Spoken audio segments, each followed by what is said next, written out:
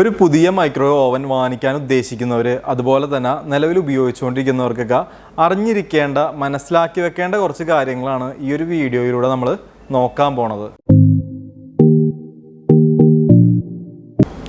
നിങ്ങളൊരു micro oven വാങ്ങിക്കാൻ ഉദ്ദേശിക്കുമ്പോൾ നിങ്ങളുടെ ആവശ്യം എന്താണോ അതിനെ ബേസ് ചെയ്തിട്ടാണ് നിങ്ങൾ മൈക്രോ ഓവൻ സെലക്ട് ചെയ്യേണ്ടത്. നിങ്ങൾക്കിപ്പോൾ ചൂടാക്കിയാൽ മാത്രം മതി, നിങ്ങൾക്ക് കേക്ക് ഉണ്ടാക്കണ്ട, ഗ്രില്ല് ചെയ്യേണ്ട എന്നുണ്ടെങ്കിൽ നിങ്ങൾ വാങ്ങിക്കേണ്ട മോഡൽ സോളോ എന്ന് പറയുന്ന മോഡലാണ്.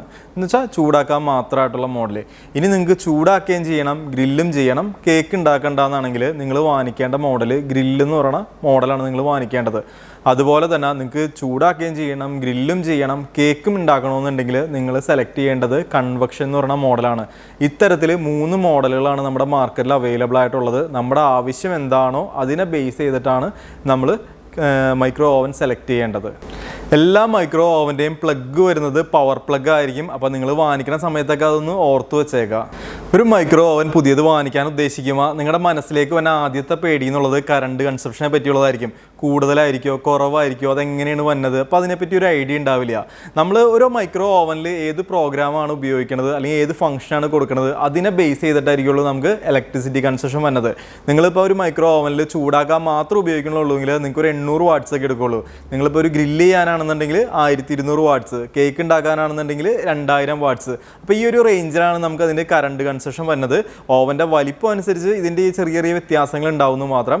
1000 വാട്ട്സ് ഒരു മണിക്കൂർ വർക്ക് ചെയ്യുമ്പോഴാണ് നിങ്ങൾക്ക് 1 യൂണിറ്റ് കറണ്ട് എടുക്കുകയുള്ളൂ. അപ്പോൾ മൈക്രോ ഓവനിൽ എന്നൊക്കെ വെച്ചിട്ടുണ്ടെങ്കിൽ നമ്മൾ പെട്ടെന്ന് ഫുഡ് ഉണ്ടാക്കാനാണ് യൂസ് ചെയ്യുന്നത്. അപ്പോൾ കറണ്ട് കൺസപ്ഷൻ ഒക്കെ നോക്കുകയാണെന്നുണ്ടെങ്കിൽ കുറവായിരിക്കും.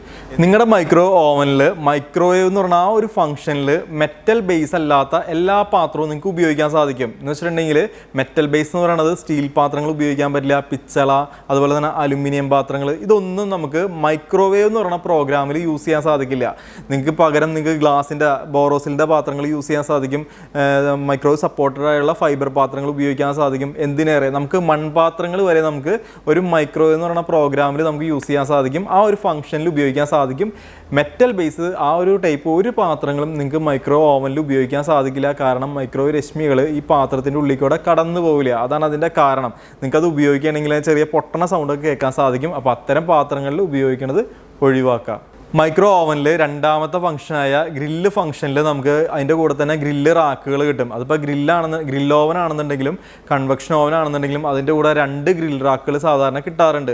ഈ 2 ഗ്രിൽ റാക്കുകളിൽ വെച്ചിട്ടാണ് നമുക്കിപ്പോൾ ചിക്കനോ മീനൊക്കെ നമ്മൾ ഗ്രില്ല് ചെയ്തെടുക്കുന്നത്. ഈ ഒരു ഗ്രില്ല് എന്ന് പറയുന്ന ഫംഗ്ഷനിൽ നിങ്ങൾ ചില്ല് പാത്രങ്ങളോ അല്ലെങ്കിൽ ഓവൻ സപ്പോർട്ടഡ് ആയുള്ള ഫൈബർ പാത്രങ്ങൾ ഉപയോഗിച്ചാൽ പോലും അത് ഉരുകിപ്പോവാനും അത് പൊട്ടിപ്പോവാനും കാരണമാകും. അപ്പോൾ ആ ഒരു സംഭവങ്ങൾ ഒഴിവാക്കുക. നമുക്ക് ഗ്രില്ല് ഫംഗ്ഷനാണ് നിങ്ങൾ ഉപയോഗിക്കണമെങ്കിൽ അതിൽ ഗ്രിൽ റാക്കുകൾ വെച്ച് ഉപയോഗിക്കുക. ഇനി മൂന്നാമത്തെ ഫംഗ്ഷനായ കൺവെക്ഷനാണ് നിങ്ങൾ ഉപയോഗിക്കണമെങ്കിൽ കട്ടി കുറഞ്ഞ അലുമിനിയം പാത്രങ്ങളായിരിക്കും ഏറ്റവും നല്ലത് അതിൽ ഉപയോഗിക്കാനായിട്ട്. വീണ്ടും പറയുന്നു, കട്ടി കുറഞ്ഞ പാത്രങ്ങളാണ് നമുക്ക് കൺവെക്ഷൻ ഓവനുകളിൽ കൂടുതലായിട്ട് യൂസ് ചെയ്യേണ്ടത്. മെയിനായിട്ട് കേക്ക് ഉണ്ടാക്കാനല്ലേ യൂസ് ചെയ്യണത്. അപ്പോൾ അതുകൊണ്ട് തന്നെ കട്ടി കുറഞ്ഞ അലുമിനിയം പാത്രങ്ങളായിരിക്കും ഏറ്റവും നല്ലത്. കട്ടി കൂടിയ പാത്രങ്ങൾ വെക്കുകയാണെങ്കിൽ എന്താ പ്രശ്നം എന്ന് വെച്ചിട്ടുണ്ടെങ്കിൽ വേവ് കുറവായിരിക്കും, ഒത്തിരി സമയം നമുക്ക് കുക്ക് ചെയ്യാൻ വേണ്ടി വരും. അപ്പോൾ ഓവനെ കുറ്റം പറഞ്ഞിട്ടൊന്നും കാര്യം ഉണ്ടാവില്ല. അതിനുള്ള കാരണം നിങ്ങളുടെ പാത്രത്തിന് കട്ടി കൂടിയിട്ടാണ്.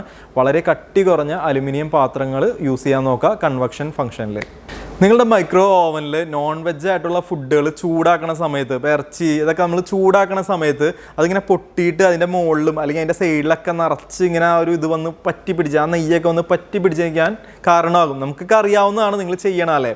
അപ്പോൾ അത് ഒഴിവാക്കാനായിട്ട് നിങ്ങൾ പരമാവധി ഒരു പാത്രത്തിൽ വെച്ച് അത് ചൂടാക്കണ സമയത്ത് അത് മൂടി വെക്കുകയാണെന്നുണ്ടെങ്കിൽ, എന്തെങ്കിലും ഒരു ഇത് വെച്ച് കവർ ചെയ്യണമെന്നുണ്ടെങ്കിൽ ഈ പറയണ ബുദ്ധിമുട്ട് നിങ്ങൾക്ക് ഒഴിവാക്കാൻ സാധിക്കും. അത് ക്ലീൻ ആക്കാന്ന് വെച്ചിട്ടുണ്ടെങ്കിൽ അത്ര എളുപ്പമുള്ള പണിയല്ലല്ലോ, അതുകൊണ്ടാണ് പറഞ്ഞത്. അപ്പോൾ നമ്മൾ ചൂടാക്കണ സമയത്ത് എന്തെങ്കിലും വെച്ച് കവർ ചെയ്ത് വെക്കുകയാണെന്നുണ്ടെങ്കിൽ അത് എളുപ്പമായിരിക്കും. നിങ്ങൾക്ക് അത് എടുക്കാനും അതേപോലെ ക്ലീൻ ആക്കാനുള്ള ബുദ്ധിമുട്ടൊക്കെ ഒഴിവായി കിട്ടും.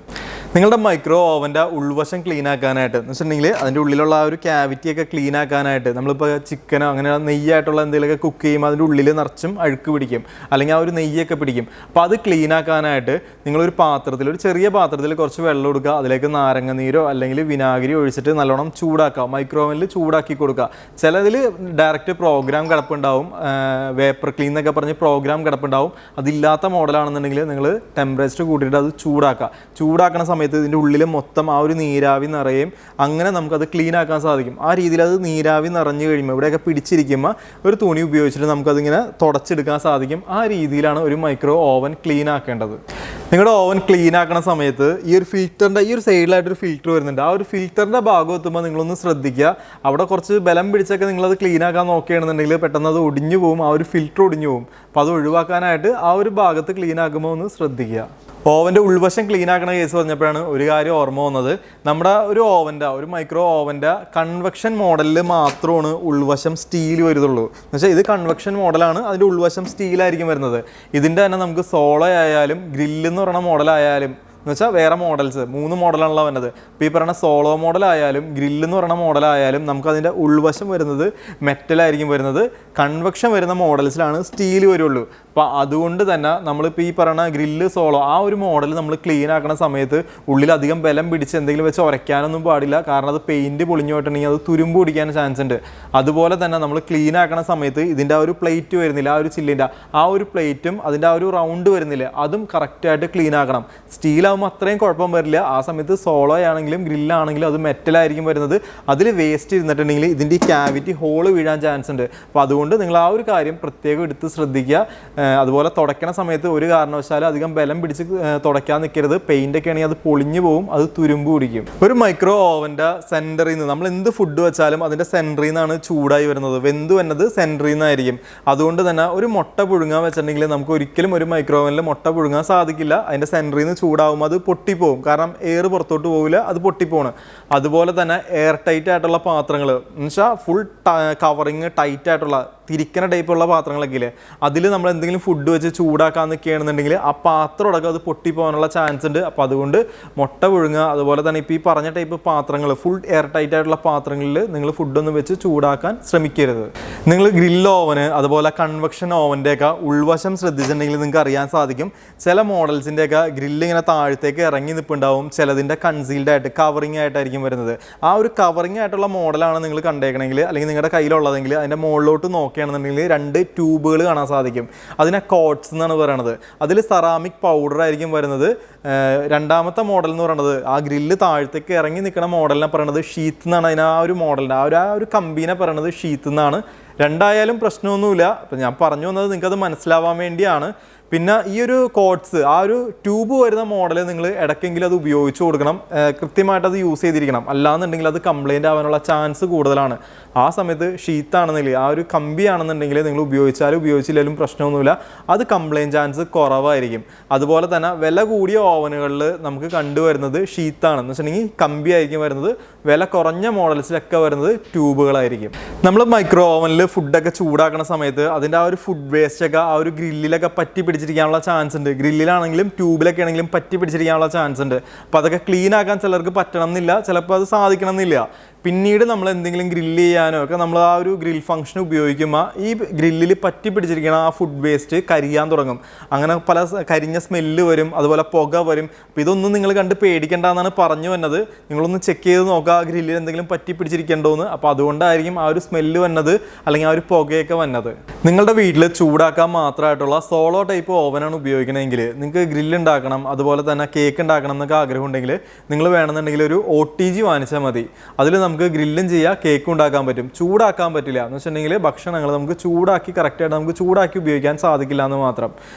OTGക്ക് വിലക്കുറവാണ്, അതുകൊണ്ടാണ് ഞാൻ നിങ്ങളോട് OTG വാങ്ങിക്കാൻ പറഞ്ഞത്. നിങ്ങൾ ഓവനിൽ കേക്ക് ഉണ്ടാക്കുന്ന സമയത്ത് ആ ഒരു കേക്ക് ഉണ്ടാക്കുന്ന ആ ഒരു പാൻ നമുക്ക് ഗ്രിൽ സ്റ്റാൻഡ് വരുന്നില്ല 2 എണ്ണം, അതിൽ ആ ഒരു ചെറിയ ഗ്രിൽ സ്റ്റാൻഡിൻ്റെ മുകളിൽ വെച്ചിട്ട് ഉപയോഗിക്കുകയാണെങ്കിൽ ആ ഒരു കേക്കിൻ്റെയൊക്കെ അടിവശം നല്ല രീതിയിൽ അത് വെന്ത് വരാൻ അല്ലെങ്കിൽ ആ ഒരു ബ്രൗണിഷ് കളറാവാനൊക്കെ സഹായിക്കും. കാരണം ആ ഒരു ഹീറ്റ് താഴത്തേക്കൊക്കെ ഇറങ്ങും. നേരെ ആ ഒരു ചില്ലിൽ ആ ഒരു ബോട്ടം പ്ലേറ്റിൽ മുട്ടിച്ച് വെക്കണതിനേക്കാളും ഏറ്റവും നല്ലത് ആ ഒരു ചെറിയ ഗ്രിൽ സ്റ്റാൻഡിൻ്റെ മുകളിൽ വെച്ചിട്ട് ഉപയോഗിക്കണമായിരിക്കും. നിങ്ങൾ കേക്കൊക്കെ ഉണ്ടാക്കിയിട്ട് സെയിൽ ചെയ്യാന്നുള്ള ഉദ്ദേശത്തോടു കൂടിയാണെങ്കിൽ നിങ്ങൾ ഓവൻ വാങ്ങിക്കണേക്കാളും കുറച്ചും കൂടി നല്ലത് OTG വാങ്ങിക്കണമായിരിക്കും. അല്ലെങ്കിൽ റൗണ്ട് ഓവൻ വാങ്ങിക്കാൻ കിട്ടും, അതായിരിക്കും കുറച്ചും കൂടി നല്ലത്. നിങ്ങളുടെ ഓവനിൽ 2 ഗ്രിൽ സ്റ്റാൻഡ് ഉണ്ടാവും. രണ്ടും രണ്ട് വലിപ്പത്തിലുള്ളതായിരിക്കും. ഒരെണ്ണം ചെറുതും മറ്റേത് കുറച്ചുകൂടി വലിയ ടൈപ്പ് ആയിരിക്കും. അതെന്തിനാ അങ്ങനെ കൊടുത്തേക്കണമെന്ന് വെച്ചിട്ടുണ്ടെങ്കിൽ നമ്മുടെ ആ ഒരു ഗ്രില്ലിനൊക്കെ എന്നുവെച്ചാൽ ആ ഗ്രില്ലാവണ ഇതിലേക്ക് കുറച്ചുകൂടി അടുത്തിരിക്കുമ്പോഴാണ് പെട്ടെന്ന് ചൂടാവുള്ളൂ, പെട്ടെന്ന് അത് ഗ്രില്ലാവുള്ളൂ. അപ്പോൾ ആ രീതിയിൽ ഉപയോഗിക്കാൻ വേണ്ടിയാണ് ആ ഒരു രണ്ട് വലിപ്പത്തിലുള്ള ഗ്രിൽ സ്റ്റാൻഡ് കൊടുത്തേക്കണത്. ഒരു മൈക്രോ ഓവൻ്റെ പ്രധാന ശത്രു എന്ന് പറയുന്നത് ചെറിയ പാറ്റകൾ, ഉറുമ്പുകൾ, അങ്ങനെയുള്ള സംഭവങ്ങളൊക്കെയാണ്. അതുപോലെ അതിൻ്റെ ഉള്ളിലേക്ക് വെള്ളം ഇറങ്ങിയാലൊക്കെ അത് ഷോർട്ടായിട്ടൊക്കെ കംപ്ലൈൻറ്റ് ആവാനുള്ള ചാൻസ് ഉണ്ട്.